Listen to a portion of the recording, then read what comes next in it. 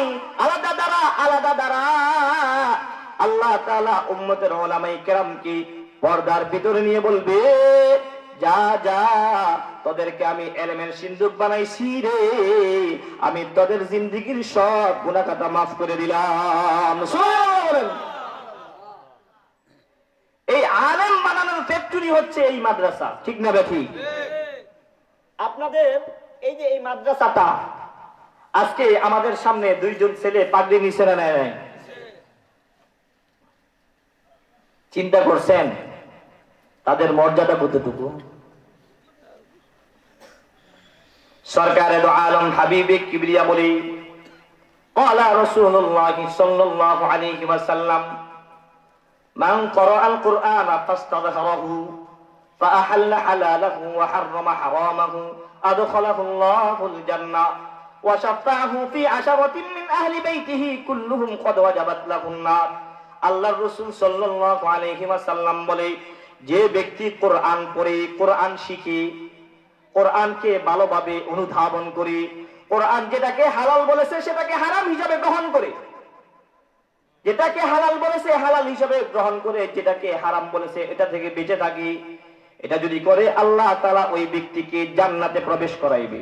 শুধু ওই ব্যক্তিকে জান্নাতে প্রবেশ করাইবে এতটুকুই নয়, সরকার বলে ওই ব্যক্তিকে, ওই হাফেজে কোরআনের মাধ্যমে এমন 10 জন ব্যক্তিকে আল্লাহ সে ব্যক্তি সুপারিশ করে জান্নাতে নিবে, যাদের জন্য জাহান্নাম ওয়াজিব হয়ে গিয়েছিল। এমন পাপী 10 জন বান্দাকে হাফেজে কোরআন সুপারিশ করে করে আল্লাহর জান্নাতে নিয়ে যাবে। সুবহানাল্লাহ।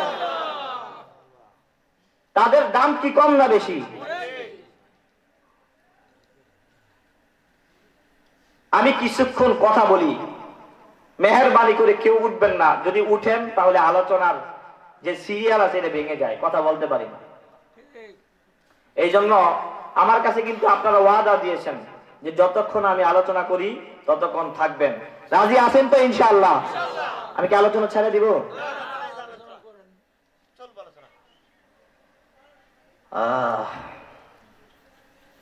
আমাদের দেশে শিক্ষা ব্যবস্থা দুই ধরনের। এক ধরনের শিক্ষা ব্যবস্থা হচ্ছে জাগতিক শিক্ষা, স্কুল কলেজ ভার্সিটির যে শিক্ষা। আরেক ধরনের শিক্ষা ব্যবস্থা হলো মাদ্রাসার শিক্ষা, জামিয়ার শিক্ষা। এই দুই প্রকারের শিক্ষা আমাদের দেশে চলে, কথা বলেন ঠিক না বেঠিক? আমাকে ভুল বুঝবেন না, আমি কিন্তু জাগতিক শিক্ষা বিরোধী নয়, বরং আমিও নিজেও জাগতিক শিক্ষা অর্জন করেছি আলহামদুলিল্লাহ। আমি একথা বিশ্বাস করি, পানিতে চলতে যেরকম ভাবে নৌকার প্রয়োজন হয়, জগতে চলতেও জাগতিক শিক্ষার প্রয়োজন হয়, এই কথা আমি বিশ্বাস করি। কিন্তু জাগতিক শিক্ষার ফজিলত আর মর্যাদা এটা আমি ততটুকুই বিশ্বাস করি যতটুকু আসলে আছে, এর চাইতে বেশি বিশ্বাস করি না। আচ্ছা বলেন তো দেখি, এই যে লাইট যিনি আবিষ্কার করেছেন, নিশ্চয়ই উনি ওনার জীবনে জীবদ্দশায় যেখানেই থেকেছেন, যেহেতু উনি আবিষ্কার করেছেন, এই লাইটের মাধ্যমে উনি ফায়দা নিয়েছেন, কথা বলেন ঠিক না বেটি? কারণ যেখানে তিনি থাকতেন লাইটের ব্যবস্থা করছেন। আচ্ছা বলেন তো দেখি, উনি মরার পরে যিনি লাইট আবিষ্কার করছেন ওনার কবরে কয়টা লাইট জ্বালানো আছে? কথা বলেন, লাইট জ্বালানো আছে? আচ্ছা যিনি ফ্যান আবিষ্কার করছেন,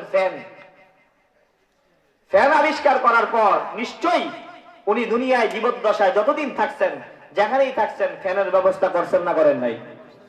আচ্ছা বলেন তো দেখি, উনি যদি মরে গেছে, এখন মরে গেছে, ওনার কবরের মধ্যে কয়টা ফ্যান লাগানো আছে?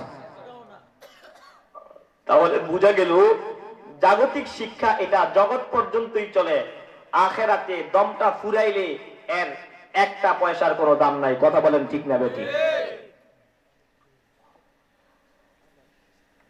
জাগতিক শিক্ষার মান আছে, জাগতিক শিক্ষার মর্যাদা আছে, কিন্তু মর্যাদা দুনিয়া পর্যন্তই শেষ, নিঃশ্বাস থাকা পর্যন্ত। নিঃশ্বাস শেষ হইলেই জাগতিক শিক্ষার 4 আনার কোনো দাম নাই। আচ্ছা বলেন তো দেখি, একটা বাচ্চা বর্তমান জমানায় সবচেয়ে উন্নত লেভেলের যে শিক্ষা আছে সেটা হলো আমাদের দেশে কেজি স্কুল আছে না নাই? কেজি স্কুল সকালবেলা এই কেজি স্কুলে একটা বাচ্চা ভর্তি হইলে প্রথমে ভর্তি হইতে হয় নার্সারিতে, এরপর কেজি 1, কেজি 2, 3, 4, 5 পর্যন্ত বসতে কমপক্ষে 6 বছরের প্রয়োজন হয়। কয় বছর? আচ্ছা বলেন তো দেখি, একটা বাচ্চা 6 বছর পড়ার পর যখন 5 পাস করে ফেলে, পিএইচডি দিয়ে দেয়, ওই বাচ্চাটার দাম দুনিয়ার বুকে কতটুকু বাড়ে? তাকে কি ব্যাংকে কোনো চাকরি দিবে? যদি সে ব্যাংকে চাকরি করতে চায়, দিবে চাকরি? সে তো 6 বছর পর্যন্ত সময় নিছে। যদি সে কোনো স্কুলের টিচার হইতে চায়, দিবে চাকরি? 5 বছর পড়ার পরও তেমন কোনো দাম তার দুনিয়ার বুকে হয় নাই। এরপর যখন সে আস্তে আস্তে এইটে জিএসসি পরীক্ষা দেয়, তার দামটা আরো বাড়ে। যখন এইচএসসি পরীক্ষা দেয় আরো বাড়ে, যখন ইন্টার পরীক্ষা দেয় আরো বাড়ে, এরপর যখন অনার্স করে, মাস্টার্স করে, পিএইচডি পর্যন্ত করে, যত শিক্ষা অর্জন করে তার দাম বাড়তে থাকে। কিন্তু তার এই দামটা, এই শিক্ষার মর্যাদাটা মৃত্যুর আগ পর্যন্ত। কথা বলেন ঠিক না বেটি? পক্ষান্তরে জাগতিক শিক্ষার একটা বাচ্চা 6 বছর পড়ার পর তার তেমন কোনো দাম হয় না। কিন্তু এই যে আপনাদের ফাইজুর রহমান রহমাতুল্লাহি আলাইহি এই মাদ্রাসায় কোন ছাত্র এখনো পর্যন্ত ভর্তি হয় নাই। মাত্র ভর্তি হওয়ার নিয়ত করেছি। ভর্তি হওয়ার নিয়ত কইরা ওই ছাত্রটা কাঁথা বালিশ বাইরা টাং নিয়া মাথার উপর নিয়া বাড়ি থেকে রওনা হয়েছে। সরকারে দু আলম হাবিবে কিবরিয়া বলে, দেখেন ওই বাচ্চাটার কত দাম আল্লাহ তাআলার কাছে। আল্লাহর রাসূল সাল্লাল্লাহু আলাইহি ওয়াসাল্লাম বলেন, মান সালাকা তরিকান ইয়ালতামিসু ফীহি ইলমা সাখালাল্লাহু লাহু বিহি তরিকান ইলাল জান্নাহ। যে বাচ্চাটা সবে মাত্র মাদ্রাসায় পড়ার নিয়তে বাড়ি থেকে বের হয়েছে, আল্লাহ তাআলা ওই বাচ্চাটার জন্য জান্নাতের রাস্তাকে সহজ করে দিয়েছে। সুবহানাল্লাহ বলেন, সুবহানাল্লাহ। এখনো ভর্তি হয় না, মাত্র নিয়ত করছে ভর্তি হবে, বাড়ি থেকে বের হয়েছে, তার জন্য আল্লাহ তাআলা জান্নাতের রাস্তাকে সহজ করে দিয়েছে। শুধু তাই নয়, ওই বাচ্চাটা যখন, ওই ছাত্রটা যখন, ওই তালেবে ইলম যখন আস্তে আস্তে হাঁটতে হাঁটতে মাদ্রাসার ভিতরে পৌঁছে গেছে, মাদ্রাসায় গিয়া মাদ্রাসার নির্ধারিত একটা ফরম আছে, ফরম পূর্ণ করতে হয় ভর্তি হইলে। এই বাচ্চাটা যখন ভর্তির ফরমটা পূর্ণ করে ফেলছে, ওই বাচ্চাটার দামটা কত বেড়ে গেছে আল্লাহ তাআলার কাছে। সরকারে দু আলম হাবিবে কিবরিয়া বলে, ওয়া ইন্না মালাইকাতার রাহমা লা তাদউ আজনিহাতাহা রিদান লিতালিবিল ইলম। আল্লাহর রাসূল বলে, ওই বাচ্চাটা এখনো পর্যন্ত পড়ালেখা শুরু করে নাই, শুধুমাত্র ফরম পূর্ণ করছি।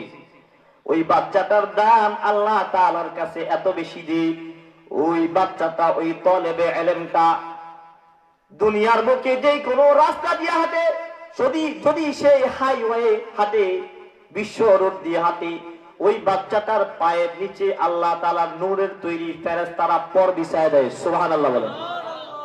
ওই বাচ্চাটা যদি ফিডার রুট দিয়ে হাঁটে, ওই তালেবে ইলম যদি গ্রামের আঁকা বাঁকা রাস্তা দিয়ে হাঁটে, ওই রাস্তার নিচে, তার পায়ের নিচে আল্লাহ তাআলার রহমতের নূরের তৈরি ফেরেশতারা তাদের পায়ের নিচে পাখা বিছায় দেয়।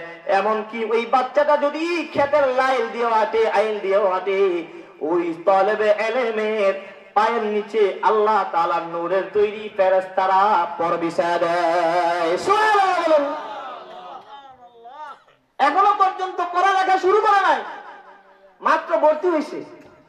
আর ওই দিক দিয়ে পঞ্চম শ্রেণী পর্যন্ত 6 বছর পড়ছে, তার দাম কতটুকু আল্লাহ তাআলার কাছে বাড়ছে। আর এই বাচ্চা মাত্র ভর্তি হয়েছে, তার দাম কতটুকু বাড়ছে। শুধু তাই নয়, তাফসীরের কিতাবের মধ্যে আসছে, তাফসীর গবেষণা করলে বোঝা যায়, কোন একটা বাচ্চা যখন ভর্তি হওয়ার পর সে পড়া শুরু করে, তার ওস্তাদ তাকে পড়ানো শুরু করে, আউযু বিল্লাহি মিনাশ শাইতানির রাজীম, বিসমিল্লাহির রহমানির রহিম। এই বাচ্চাটা যখন আউযু বিল্লাহ বিসমিল্লাহ পড়তে থাকে, তাফসীরের কিতাবের মধ্যে আসছে, ওই বাচ্চাটার মা অথবা বাবা অথবা উভয় কোন জনের একজন যদি কবরে থাকে, আর তাদের কবরের মধ্যে যদি আযাব হয়, আল্লাহ তাআলার ওই বাচ্চা, আল্লাহ তাআলার ওই বান্দাটা, ছোট বাচ্চাটা যখন বিসমিল্লাহির রহমানির রহিম, আল্লাহ তাআলার একটা গুণবাচক নাম রহমান, আল্লাহ তাআলার একটা গুণবাচক নাম রহিম, বিসমিল্লাহ পড়ার সাথে সাথে আযাবের ফেরেশতাদেরকে আল্লাহ তাআলা বলতে থাকে, হে আযাবের ফেরেশতারা, এই দেখ আমার বান্দাকে তোরা আযাব দিতেছ, আমার এই বান্দার ছোট একটা বাচ্চা দুনিয়ার বুকে রেখে আসছে, সে আমাকে রহমান রহিম নামে ডাকতেছে রে। যদি আমার এই বান্দাকে আমি এখন আযাব দেই, তাহলে আমার রহমান রহিম নামের ইজ্জত থাকে না, কারণ তার দুনিয়ার বুকে তার বাচ্চা আমাকে রহমান রহিম ডাকতেছি। তার বাচ্চার এই রহমান রহিম বিসমিল্লাহির রহমানির রহিম পড়ার দ্বারা তার কবরের আযাব আমি চিরতরে বন্ধ করে দিলাম। সুবহানাল্লাহ বলেন। এই বাচ্চাটা যখন হাঁটি হাঁটি পা পা পা পা করে, এই ফাইজুর রহমান রহমাতুল্লাহি আলাইহির বাচ্চারা এই যে পাগড়ি, আজকে পাগড়ি, এই বাচ্চাটির দাম কত বেশি শুনেন, কত বেশি। 5 বছর সাধারণত একটা বাচ্চা মাদ্রাসায় 5 বছর পড়ার পর ওই বাচ্চাটা হাফেজে কোরআন হয়ে যায়। হাফেজে কোরআনের দাম আমি বললাম ওয়াশাফাহু ফি আশারাতিন মিন আহলি বাইতিহি কুল্লুহুম কদ ওয়াজাবাত লাহুন নার, তার পরিবার পরিজন থেকে এমন 10 জন ব্যক্তিকে সে সুপারিশ করে জান্নাতে নিবে যাদের জন্য জাহান্নাম ওয়াজিব হয়ে গিয়েছিল। সুবহানাল্লাহ।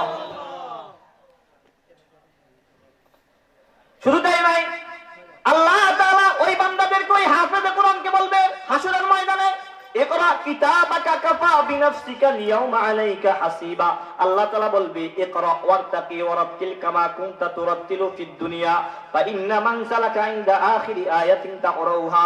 হাসরের ময়দানে ওই বান্দাকে, ওই হাফেজে কোরআনকে আল্লাহ বলবে যে তুমি পড়তে থাকো আর উঠতে থাকো। সুবহানাল্লাহ বলেন। সে যত আয়াত পড়বে রে, তত তালায় ততটা মর্যাদার অধিকারী ওই হাফেজে কোরআন হয়ে যাবে। সুবহানাল্লাহ। তাহলে এই বাচ্চাদেরকে এই মাদ্রাসায় যদি আমি আপনি সহযোগিতা করি, তাহলে এই বাচ্চারা যখন জান্নাতে যাবে, যখন সুপারিশ করবে, তখন কি আমাদেরকে রাইখা জান্নাতে যাবে না আমাদেরকে নিয়ে যাবে? একটা কিতাবের মধ্যে একটা ঘটনা পাইছি। একজন লজিং মাস্টার, এই যে 2 জন ছাত্রকে আপনাদের লজিং মাস্টার বলছে না, যে লজিং মাস্টার উমুক উমুক, এরকম একজন লজিং মাস্টার, সে খাবার খাওয়ায় ছাত্রকে, 2 ভাই, আপন 2 ভাইকে। একদিন আপন 2 ভাই নাস্তার সময় হয়ে গেছে, এক ভাই আরেক ভাইকে বলতেছে, কিরে নাস্তা দিয়ে এখনো নিয়ে আসে না, পেটটাই কেড়ে। মানে লজিং মাস্টারের পেটটা একটু বড় ছিল আর কি, মোটাইয়া এই মোটু দিয়ে এখনো খাবার নিয়ে আসে না, খিদা লাগছে। যেই মাত্র এই কথা বলছে, বলার সাথে সাথে তাকায় দেখে যে লজিং মাস্টার সামনে দাঁড়ানো, খাবার নিয়ে উপস্থিত। আচ্ছা বলেন তো দেখি, আমি খাবার খাওয়াই, আবার আমাকে যদি এরকম মোটা বলে বা পেটটা বলে, তাহলে আমার কাছে খারাপ লাগবে না, লাগবে না? তো উনি এটা মাইন্ড করছে। মাইন্ড করে বলে, এত কষ্ট করে তাদেরকে খাবার খাওয়াই, তারা আমাকে পেটটা বললি, পেটুক বললি, যা তোদেরকে আর খাবারই খাওয়াবো না। এই কথা বইলা খাবার নিয়ে বাড়িতে চলে গেছে। বিবিকে বলে, বিবি আর তাদেরকে আমি খাবার খাওয়াবো না। শুনছ? বলে কি? বলে তারা আমাকে এরকম এরকম তিরস্কার করে, আমি নাকি পেটটা, আমার পেট নাকি বড়, তাদেরকে আমি খাবার খাওয়াবো না। এই কথা বলতেছে, খাবার বন্ধ। ওই আল্লাহর বান্দা রাতের বেলা ঘুমায় গেছি, রাতের বেলা ঘুমানোর পর স্বপ্ন জেগে দেখতেছে আল্লাহ তাআলা হাসরের ময়দান কায়েম করে ফেলেছে। হাসরের ময়দানে প্রত্যেকটা মানুষ নাফসি নাফসি বলতেছি, আর এই লজিং মাস্টার পুলসিরাতের সামনে দাঁড়ায়, সে পুলসিরাত পার হইতে পারতেছে না। কিছুক্ষণ পর দেখি ওই যে 2 জন যুবক, 2 জন ছাত্রকে সে খাবার খাওয়াইছে, তারা পুলসিরাতের সামনে চলে আসছে। তারা তাকে দেখা বলতেছে, এক ভাই আরেক ভাইকে বলতেছে, এ ভাই ওই যে আমাদের পেটুক লজিম মাস্টার, তাকে চলো নিয়া পুলসিরাত পাস করে আমরা জান্নাতে চলে যাই। এই কথা বইলা ওই ছাত্ররা তলেবে এলেমরা ওই ব্যক্তি স্বপ্ন যোগে দেখতেছে, ওই তলেবে এলেমরা ওই পেটুক ব্যক্তিকে দইরা পুলসিরাত পার কইরা জান্নাতের ভিতরে ঢুকাই দিছে। এই স্বপ্ন দেখার পর ঘুম থেকে জাগ্রত হওয়ার পর বিবির কাছে বলতেছে, বিবি আমি স্বপ্ন যুগে যা দেখছি, তারা আমার পেটুক বলো আর যাই বলো, আমি আর তাদের খাবার বন্ধ করবো না। সুবহানাল্লাহ বলেন, সুবহানাল্লাহ।